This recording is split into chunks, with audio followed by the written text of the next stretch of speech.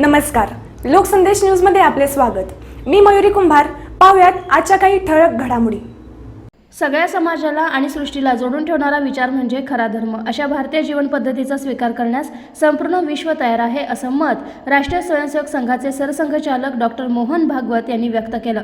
सांगलीमध्ये लोकमान्य टिळक स्मारक मंदिर या संस्थेच्या शताब्दी वर्ष शुभारंभ सोहळ्याच्या कार्यक्रमात भागवत बोलत होते। कार्यक्रमाच्या स्वागताध्यक्षपदी आमदार सुधीर गाडगीळ होते। लोकमान्य टिळक स्मारक मंदिर या संस्थेच्या अध्यक्षा मनीषाताई काळे, प्रकाश बिजरजे या मान्यवरांच्या सहित मोठ्या संख्येने जनसमुदाय उपस्थित होता। याआधी परमपूज्य सद्गुरू कोटणीस महाराज शताब्दी स्मृतिचिन्हाचा अनावरण भागवत यांच्या हस्ते करण्यात आले। उपनिषद ही आपल्या देशाच्या चिंतनाचा परिपाक आहे आणि या उपनिषदांच्या आधारावरच भगवद्गीता आहे। समाज सृष्टी संरक्षण ही आदर्श जीवन पद्धत आहे। राष्ट्रधर्म टिकावा यासाठी सर्वांनी प्रयत्न करणं गरजेचं आहे। पाश्चिमात्य देशामध्ये पैसा जमवणाऱ्यांचं चरित्र लिहिलं जातं, मात्र भारतात गरजूंना पैसे वाटणाऱ्यांचं चरित्र लिहिलं जातं, असं सांगून भागवत पुढे म्हणाले, त्याग, संघर्ष, सातत्य आणि प्रयत्नांची पराकाष्ठा या विचारांवर छत्रपती शिवाजी महाराजांनंतर असं आचरण करणारे एकमेव लढाऊ व्यक्तिमत्व म्हणजे लोकमान्य टिळक। आदर्श असणाऱ्या सनातन धर्माकडे संपूर्ण जगाचं लक्ष लागून आहे, असं भागवत यांनी यावेळी आवर्जून सांगितलं। आणि म्हणून त्यांचं स्मारक, त्यांचं स्मरण, त्या अनुषंगाने राष्ट्रीय विचार हा सगळ्या समाजात देणं हे एक आवश्यक कर्तव्य आहे। टिळक स्मारक मंडळाने 100 वर्ष सतत ते कर्तव्य नेटाने पार पाडलेलं आहे आणि इथे ते थांबणार नाही आहेत, कारण ती चिरंतन आवश्यकता आहे। हे कामही चिरंतन व्हायची आवश्यकता आहे आणि म्हणून पुढली काही लक्ष्यसुद्धा त्यांनी लक्षात घेतलेली आहेत। टिळक स्मारक मंडळ आपलं हे काम करेलच, आपला सहयोगही त्यांना मिळेल। पण हे करत असताना लक्षात ठेवायचं, बरेच वेळा आपण समूहात जेव्हा काम करतो किंवा माझ्यासारखा मंचावर उभं राहून उपदेश जेव्हा करतो, तेव्हा आपला हात स्वतःकडे कधीच येत नाही। हात पुढे करून लोकांनो देशाकरता त्याग करण्याची आवश्यकता आहे असं आपण म्हणतो, असं कधी होत नाही।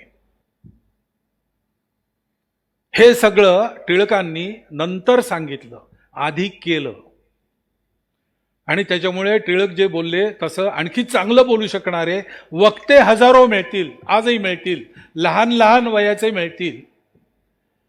परंतु टिळकांनी साध्या शब्दात जे सांगितलं ते मनात जाऊन उतरतं, हृदयाला जाऊन रुपतं त्याच्यात आणि माणसाचे जीवन परिवर्तन होतं। हा जो शब्दांचा प्रभाव आहे तो त्या अक्षरांचा नाही, त्याच्या मागेही जी जीवन तपस्या आहे त्याचा आहे। आपल्याला सुद्धा टिळक गरुडाच्या झेपेनी वर पोचले त्या आचरणापर्यंत। आपली नसेल तितकी झेप, परंतु मुंगीच्या पावलाने आपण तिकडे जाऊ शकतो। आणि त्याच्यामुळे आजच्या दिवशी टिळक स्मारक मंडळाच्या शताब्दीच्या या उद्घाटनाच्या दिवशी टिळक स्मारक मंडळाने अनेक संकल्प केले आहेत आणि आत्तापर्यंत जसं नेटाने काम पुढे चाललं आहे तसं नवी पिढी सहभागी करून घेऊन ते संकल्प फलद्रूप होतील, नवे संकल्पही तयार होतील याचा मला तर विश्वास आहे, तुम्हालाही असेल। परंतु त्यांच्याबरोबर आपण आपले काही संकल्प घेतले पाहिजेत। आजच्या ज्या परिस्थितीत आपण आहोत, आपल्या देशासमोरच्या समस्या काही संपलेल्या नाहीत।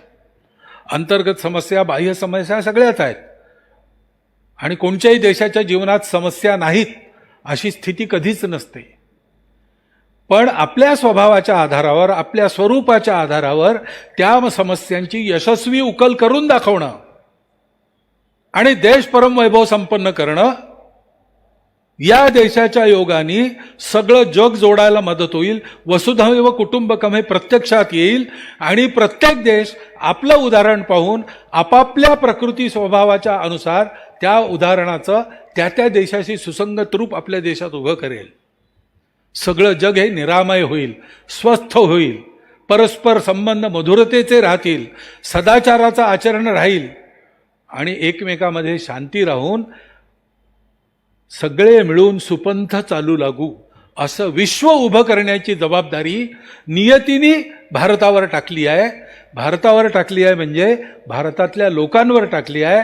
आपण सर्वांनी त्या कर्तव्याला न्याय देण्याकरता योग्य व्हायचा संकल्प करायचा।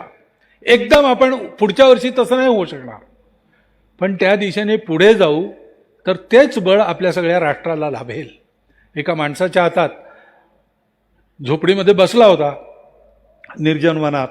एक आला साधू, विचारलं काय इथे कशाला बसलास तू, कुठला राहणारा? त्यांनी सांगितलं अमुक शहरात राहतो, चांगला बिझनेस वगैरे होता, पण इच्छा झाली त्या समोरच्या पर्वतावर जायची. इथे आलो, आता पुढे मार्ग खुंटला. पण मार्ग का खुंटला? म्हणे हो रात्री अंधार फार असतो इकडे, तर प्रकाश नाही माझा. तो पर्वत किती दूर आहे? अजून एक 150 मैल दूर आहे. तितक्या दूर जाणारा प्रकाशच नाही, रस्ता दिसणार नाही. मग तुझ्याकडे काय आहे? कंदील आहे. मग कंदील किती दूर जातो? म्हणजे 10 फूट त्याचा प्रकाश असतो. मग उभा राहा आणि त्या पर्वताच्या दिशेने उभा राहा. 10 फूट पुढे प्रकाश आहे तर 10 फूट जा. 10 फूट गेल्यावर पुढचे 10 फूट दिसतील, त्याच्यावर जा. पायरी पायरीने जा.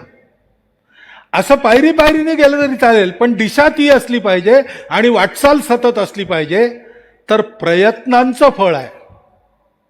सामर्थ्य आहे चळवळीचे, यशाचे नाही म्हटलं. जो जो करील तयाचे, परंतु तेथे भगवंताचे म्हणजे आत्मस्वरूपाचे अधिष्ठान पाहिजे.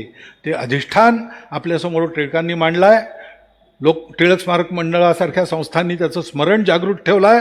आपण त्यापासून बोध घेऊन त्या अधिष्ठानावर आपले पाय घट्ट रोपून आपापल्या गतीने त्या दिशेकडे वाटचाल सुरू केली. पूर्वक तन मन धनपूर्वक वाटेल ती किंमत देऊन, पडेल तो त्याग करून देशाचं देशबांधवांचं हित साधीन आणि तो देश आम्ही आमच्या स्वच्या आधारावर उभा करू.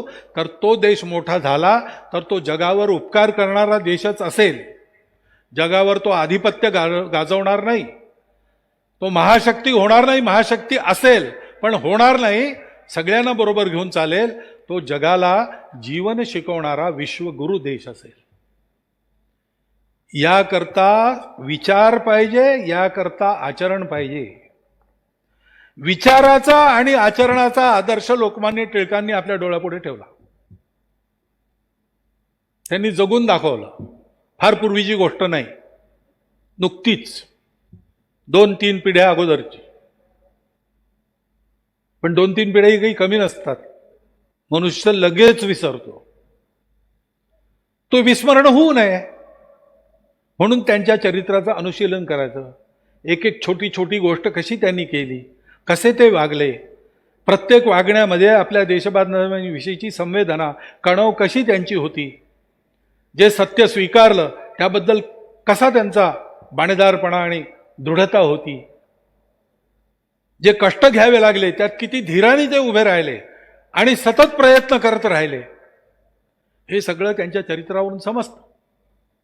त्यांच्या विचाराच्या आधारावर त्यांच्या काळानंतर आज 100 वर्ष होऊन गेली. तर काय देशकाल परिस्थिती सुसंगत बदल आहेत. मूळ कायम ठेवून वरचं स्वरूप बाहेरच्या परिस्थितीनुसार कसं बदलावं लागेल याचा विचार आपल्याला करावा लागेल. त्याकरता मूळ विचार त्यांनी काय सांगितला त्याचंही परिशीलन व्हावं लागेल.